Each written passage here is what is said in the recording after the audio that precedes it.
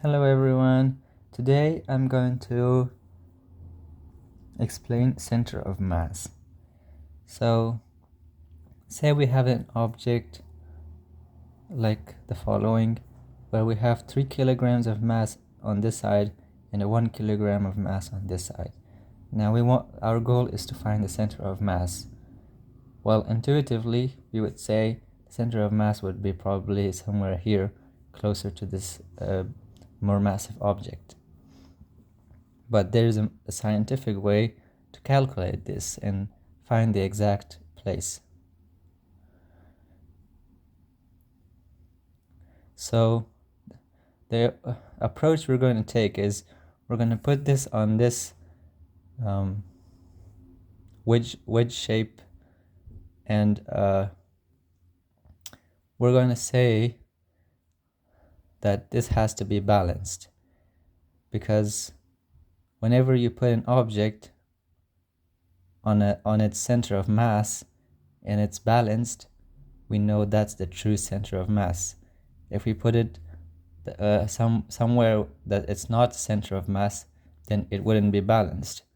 For example, say if we put it over here, we intuitively also know that it would tip over this way. So say we put it here. For example, this is the center of mass. Now, what are the things that this has to follow so that it doesn't tip over? So we have rules here. The rule is that the sum of its clockwise torques, we will say C for clockwise, should be equal to the sum of its anti-clockwise torques. AC will be anti-clockwise. Now the clockwise torques is the torques that are going this way. So this is the clockwise torque. Now on these two masses we have two forces, 10 newtons on this one and 30 newtons on this one. And those are the forces of gravity. So this force would be clockwise because it's going down, and if this is the center, so it will go like this. Say this is the center of the clock and it's going this way.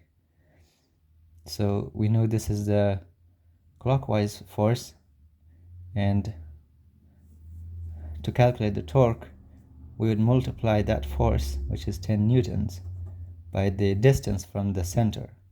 So the center is here and the distance is 3 meters. So 10 newtons times 3 meters,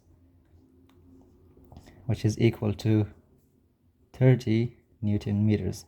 This is the clockwise torque. Now we will calculate the anti-clockwise torque. The anti-clockwise torque is going to be the force that is exerted here. Because this is the center and the force is coming from here, we know that this is going to be anti-clockwise. It will rotate this way. So to calculate the torque, we will multiply the force, which is 30 newtons, by the distance from the center. So this mass from the center is 1 meters. So we're going to multiply that by 1 meters. Now this is going to end up at 30 Newton meters. Now the clockwise torque is also 30 Newton meters.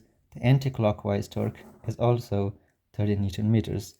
These two are equal. Since they are equal, we know that this is the true center of mass.